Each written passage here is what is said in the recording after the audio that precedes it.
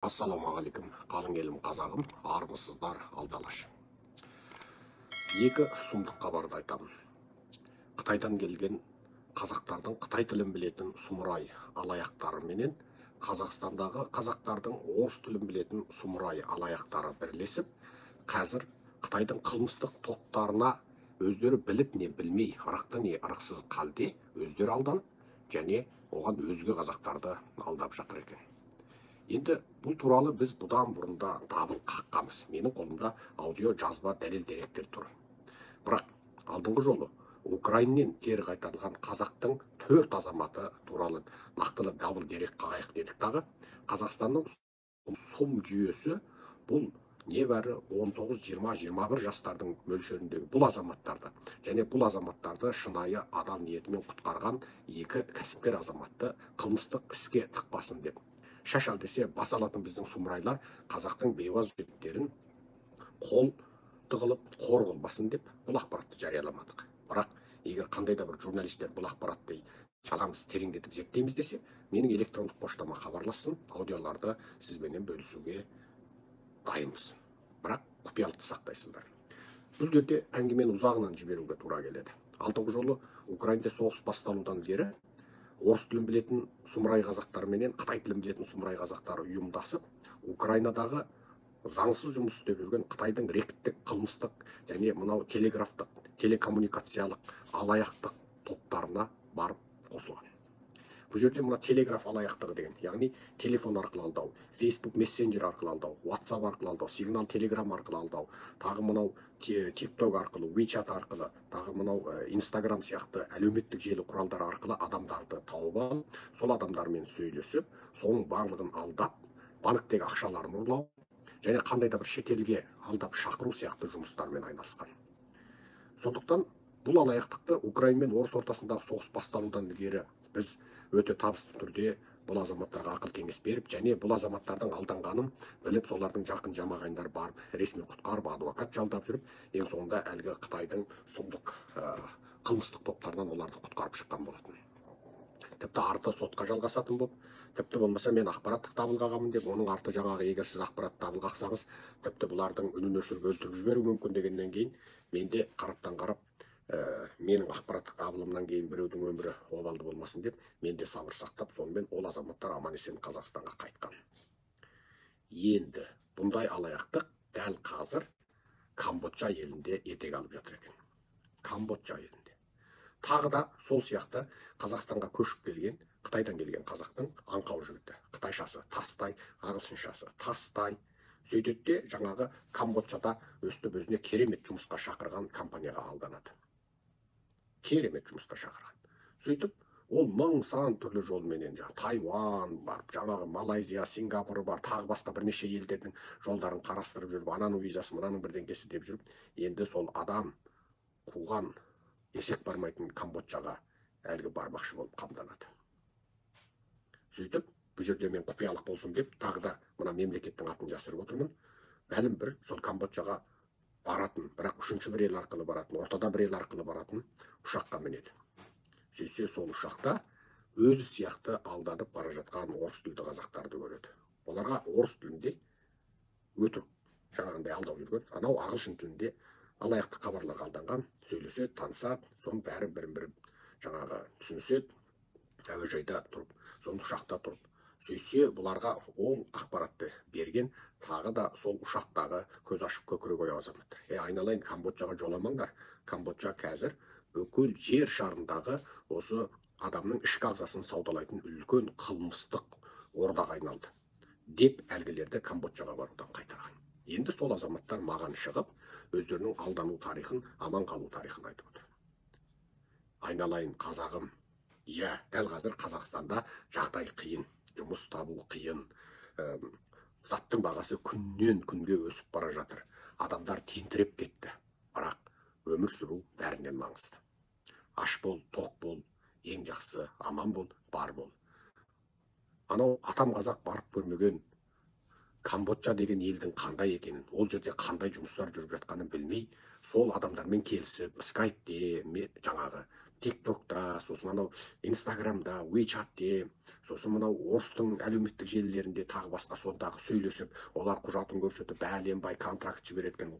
Қазақ болып айналайын ау, контракт деген нәрсе, интернет арқылы жіберген нәрсеге қалай сенесіз?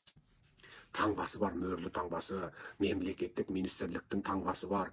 Ол компанияның шетелден жұмыс алуға міне сайтта жарнамасы тұр дейді. Айналайын қазағым, 2-ақ мың теңгеге бір сайт жасауға болады. 2 мың теңгеге бір сайт жасауға болады. Сайтқа шыққанның бәрі рас деп кім айтты? Ол бүкіл дүние жүзінде интернетте ол мына ақпаратың шын, мына ақпаратың өтірік деп ешқандай сайтты ешкім контролдап жатқан жоқ. Мынау бәдік эротикалық сайттарың деген жай қалыпты сайттан 100 есе көп. Ал жаңағындай өтірік бәленбай министрліктің сайты, түгенбай министрлік рұқсат берген мынандай тіркелген корпорация, керемет ғимараттар, керемет жаңағы ақпараттар, халықаралық ақпаратта жарияланған түгенбай 100 миллион салық тапсырып отырған көрсеткіштер, Африкаға барып құдық қазған, кедей елдер, Азия елдеріне барып түгенбай жетім балаларға көмектескен, жол салған, ойбай, өйтіп жарнамалағанның бәріне рас деп кім айтты? Егер қаласаңыз, мен де қазір Серікжан Жарна серіктестігі деген бір сайтты сақ еткізіп аша салайын. Сосын Серікжанның қалтасында 10 миллиард доллар бар, Африкадан 100 елге 10 мың құдық қазып берген деген ақпараттарды ішіне ағылшынша, латып, испанша, французша сақылдатып мен саған 2-ақ сағатта тізіп берейін. Сенесің ба? 10 миллиард доллар түгілі менің қалтамда 10 мың доллар ақша жоқ. Сондықтан бұндай нәрсеге алданбаңыздар. Сосын таңба деген нәрсе қазір компьютерді жақсы білетін азаматқа мына Американың президенттерінің таңбасының копиясын жасай салуда ойыншық оларға. Сондықтан бұндай алаяқтықтарға сенбеңіздер. Анау бірін-бірі құшақтап, бірін-бірі құттықтап, халықаралық сахнада бүйтіп сыйлық алып, ана лоңқа, мына лоңқаны алды, мынандай марапат алды деген видеолардың бәрі фейк видео. Deep learn дейтін нәрсе бар. Deep learn деген нәрсе бар. Ол мысалы қазір мысалы анау Фейсбуктен сәл сауаты барлар жігіттерде көреді. Мысалы анау қырып жойған, бірін-бірі атқан шапқан фильмдердің ішінде соның программасы бар. Алаттан мен мысалы Шварценеггердің анау қырған жойған фильмдеріне, Джеки Чанның анау тырбың етіп талтаңдап жүгірген фильмдеріне менің суретімді қойып қойса болды. Мен тура сол Джеки Чан сияқты атып шауып қырып жойып, Шварценеггер болып, Стейлен болып, шапқылап атып жауып, бір өзім бір жұдырығымен бір қойғанда 3 жігітті құлатып, сөйтіп сол фильмде мен істегендей болып тұра беремін. Ол сұмдық қиын нәрсе емес. Бұрынғы Американың президенті Буштан сыйлық алған, Обамадан құшақтасып фотоға түскен сыйлық алған. Ол фото емес, видео ғой дейді. Әй, сол керек десең бар ғой, дұрыстап бір 200 доллар берсең, мені де сол Обама менен құшақтасып тұрып түскен видео фото, оның қолынан сыйлық алған фото, тіпті Біріккен Ұлттар ұйымының үлкен залында айғайлап тұрып лекция сөйлеп тұрған видео жасап бере салады. Мен осы Серікжан қалпым, мен тіпті қаласам мен барып жаңағы Байденнің көзіне шұқып тұрған видеоны жасап бермей саған 1000 доллар десем, жасап бере салады. Сондықтан ойбай видеосы бар екен, сайты бар екен, телефоны тұр, адресі көрсетіліпті, таңбасы бар екен, министрлікте бұл компанияның аты бар екен, сайты бар екен, түгенбай кітап шығарыпты деп бәленбай компанияға алданбаңдар қазақтар. Міне Камбоджа туралы сол жігіттерден ақпарат келгеннен кейін Камбоджа туралы айтуыма тура келді. Камбоджа дәл қазір мынау алтын үшбұрыш деген бүкіл оңтүстік шығыс Азияда қылмыстың ордасы. Бұны білмесеңіз енді бұл ұят. Кез келген құрттай сауаты бар адам бұны біледі.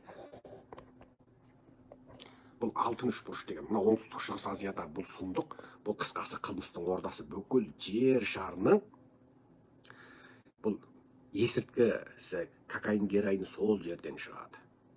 Естеріңізде болсын. Бүкіл адам өлтіру, адам саудасы, құлдық адам саудасы.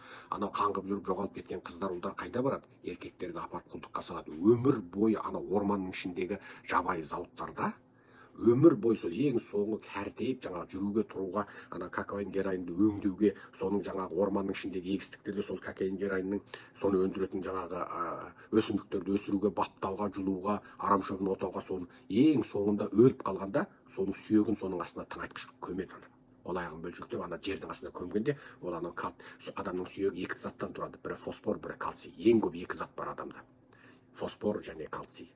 Ана қабірлердің ескі қорымдардың түнде палпыл етіп жанып тұратыны, ол сол адамның сүйегі, ана жер топырақ қозғалады, анау мынау, содан денедегі шіріген сүйектен фосфорлар үстіне шығады. Ал фосфор ауамен жалтылдай, баяғыда біздің бала күнімізде мына сағатының беті жанып тұратын адамдар болады. Сонда түнде шырақ жоқ, қараңғы түнде ана сағатында жаңағы сағат қанша болғанын көрсетіп тұрады. Ол заманда қазіргідей телефон жоқ кез.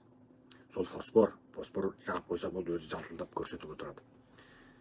міне сол адамыңды ең соңында өлігіңді тыңайтқыш ретінде пайдаланады ол жер. Бүкіл Америка болып, бүкіл Еуропа болып, бомбалап, соғысып, сол қылмыстық әлем, бүкіл Еуропа, Американың бүкіл халқын есірткімен улап, құртып, соғыс, қылмыс, отбасы адамдар, жасөспірімдерді жаңағы былайша айтқанда есірткі деген енді құртады. Соның қайнар бірі Латын Америка, бірі жаңағы оңтүстік шығыс Азиядағы алтын үшбұрыш. Камбоджа қазір бұл есірткі бизнесінен бөлек, ол бүкіл жер шарындағы заңсыз адам ағзасы саудасының ордасына айналды. Сондықтан бұл видеомды дабыл қаға отыр. Камбоджаға барып сойып сатып жібереді. Бір бүйрек $320.000. Бір бауыр $320.000. Адамда 2 бүйрек болады, әрқайсысы $260.000. Ал Камбоджада нарықта ол өте арзан екен. Сонда бір адамды алдап апарса, сол алдап апарған қылмыскерге $20.000 береді екен. Бұл өзі жаңа қалай адам алдап апару жүйесі дегенде, бұл өзі 10 шақты процестен тұратын, 10 шақты басқыштан тұратын алдау жүйесі екен. Бірінші, интернеттегі қармақ ілушілер. Бұл интернеттегі қармақ ілушілер кәдімгі аңқиған, саңқиған, неше түрлі аңқау қыз жігіттер, жаңа бәленбай тіл білетін. Олардың бір өзінде бәленбаймың дайын жазылып тұрылған жаңағы хаттар тұрады екен. Сізбен танысады, жігітке қыз болып табысады, қызбенен жігіт болып танысады. Жаңағы жас қыз болсаңыз, ол сізбенен сол шамалас жігіт болады. Жаңағы жас егделеу жігіттер болатын болса, жас қыз болып танысады, немесе бір бай келіншек болып танысады. Қысқасы, сұмдық түрлері көп. Сосын жұмыс беруші болып танысады. IT компанияларына жұмысқа шақырады. Кәдімгі ет соя аласыз ба, ет жіліктей аласыз ба, жаңа тамақ жасай аласыз ба дейді, құрылыста жұмыс істейсіз ба, бізде қазір адам жетіспей жатыр дейді. Қысқасы неше түрлі сылтау айтады. Қазақстан, сіз мынау Малайзияға келіп, Малайзия арқылы бізге келе аласыз, Гонконгқа келіп, Гонконг арқылы бізге келе аласыз, Сингапурға келе аласыз, немесе Сеул арқылы ұшақ ауыса алады деп бәрін жасап қойған. Қазақстанда қазір жұмыссыздық екен, сондықтан біздің компаниямыз Қазақстаннан жұмысшы қабылдап жатыр дейді. Енді алдағанда енді быт-шытын шығарады. Мен осыдан бірнеше ай бұрын мынау Латвия, Литва, Эстонияға барып алданып қалған жігіттер туралы айттым. Осыдан тағы бірнеше ай бұрын мынау Нидерландқа орыс қазақ бірлескен мына тақиялы шайтандар алдап жіберген қазақтар туралы айттым. Кәдімгі алла деп отырып алдап жібереді. Бұл алаяқтықтардың бәрінің басы қасында орыстың алаяқтық компаниялары тұр. Орыстардың. Сондықтан сақ болайық.